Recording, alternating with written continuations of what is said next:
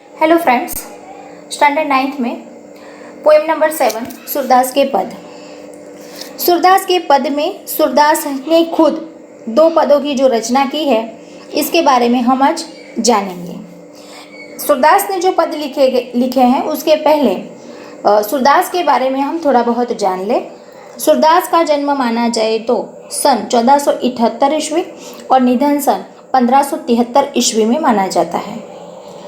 महाकवि सूरदास जी का जन्म लोगों के अनुसार दिल्ली के पास एक सिही नामक गांव में माना जाता है और कई लोग ये भी मानते हैं कि इनका जन्म मथुरा के पास रुकना या रेणुका क्षेत्र में हुआ था।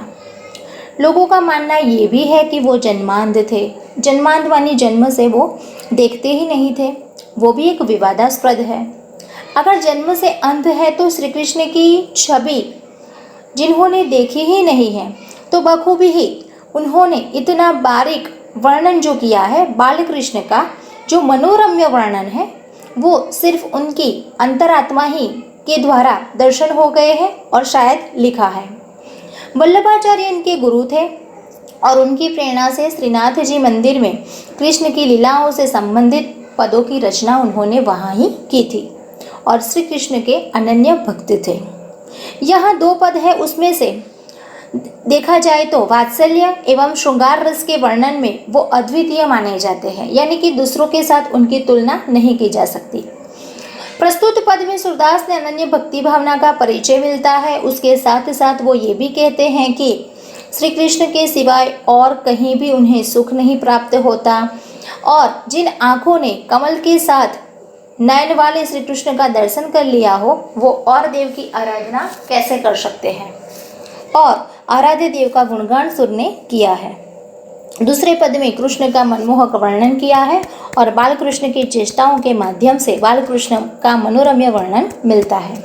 सबसे पहले हम पहले पद को पढ़ेंगे, जो इस प्रकार है। मेरो मन अनंत कहाँ सुख पावे, जैसे उड़ी जहाज को पंछी फिर जहाज पर आवे। कमल नैन को छाड़ी महात्म और देव को ध्यावे, परम गंगा को छाड़ी पियासो दुर्मति कुप खनावे। जिहि मधुकर अंबुज रस चाख्यो, क्यों करिल फल भावे। सूरदास प्रभु कामधेनु तजी, छेरी कौन दुहावे। पहले पद में अलग अलग उदाहरण के द्वारा अपने श्री कृष्ण की भक्ति उन्होंने प्रदर्शित की है। उसमें सबसे पहले बताया है कि मेरो मन अनंत कहाँ सुख पावे, यानी कि श्री कृष्ण के साथ रहने के बाद कहीं और जगह पर सूरदास जी का मन सुख नहीं पाता है। उदाहरण पहला दिया है जहाज का और पंछी का, जिसमें जहाज पर बैठने वाला पंछी एक बार वह जहाज पर बसेरा बना लेता है, फिर कोई भी जहाज पर वो जाता है तो वापस वही जहाज पर रहने के लिए या बसेरा करने के लिए उनका मन वापस चला आता है, वही जहाज पर वो पंछी वापस आ जाता है।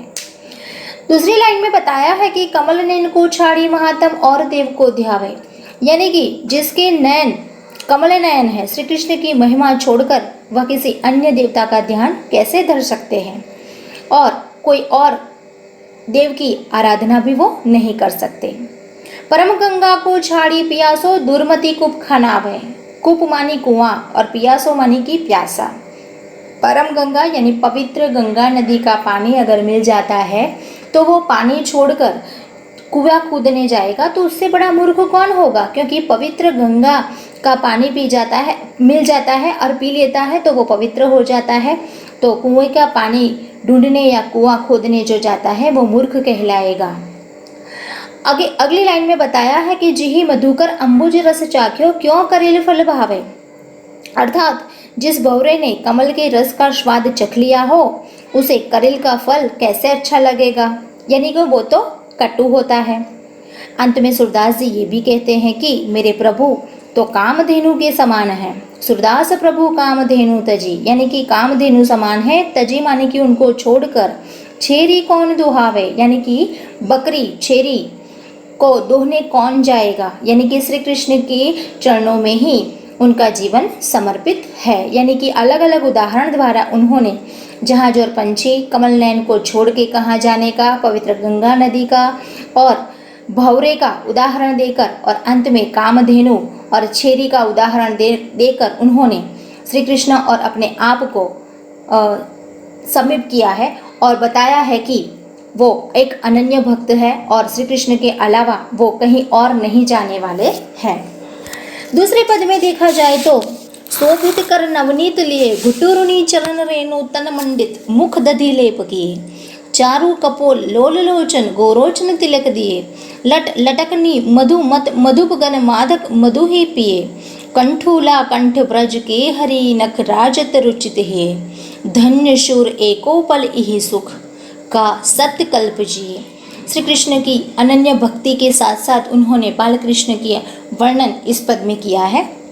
सबसे पहले बताया है कि बाल कृष्ण का स्वरूप जब हम देखते हैं तो नवनीत मानी कि उनके हाथ में हमेशा मक्खन ही रहता है, तो शोभित मानी कि सुशोभित लग रहे हैं, सुंदर लग रहे हैं। घुटुरुनी चलन रेणु यानी कि घुटनों के बल पर चल रहे हैं। तन मंडित मुख दधि लेप किए, मुख पर बहुत सारे दही का लेप किया हुआ है और उनके पैर जो घुटनों पर चलते हैं थोड़ी धूल लगी है उनके शरीर पर।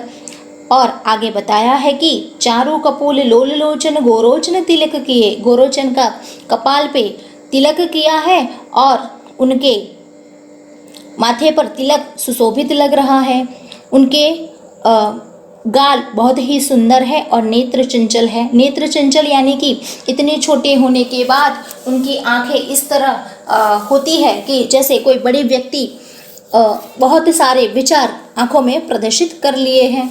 लट लटकनी मधु मधु मत मधुपगन मादक मधु ही पिए, यानी कि उनके सिर के दोनों ओर लटें जुड़ रही है, वो मस्त मधु पीकर मस्त हुए भंवरों के समान लग रही है। यानी कि भंवरा जब गुन करता है और मस्त होकर घूमता है, वैसे ही हवा आने पर उनके कान के आगे सिर के दोनों साइड जो लटें जुड़ रही है वो बहुत ही मधु पीकर मस्त हुई है वैसी लग रही है। कंठूला कठ ब्रज के हरि नख राजत रुजित है, यानी कि वे जो उनके हृदय पर अलग अलग मालाएं पहनी हैं उसमें गले की माला में चांदी की चौकियां हैं, बगन रखा है और बजरबट्टू की माला है जो उनके हृदय को सुशोभित कर रही है।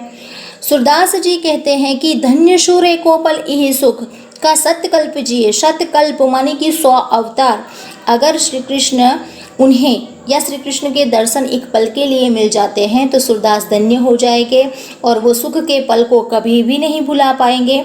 और इस दर्शन के बाद अगर उनको 100 कल्प यानी कि 100 अवतार भी मिल जाते हैं तो उनके लिए वे निरर्थक है, उनका कोई अर्थ नहीं है। यानी कि 2 पद के द्वारा सूरदास ने अपनी अनन्य भक्ति भावना को प्रकट की है। Thank you.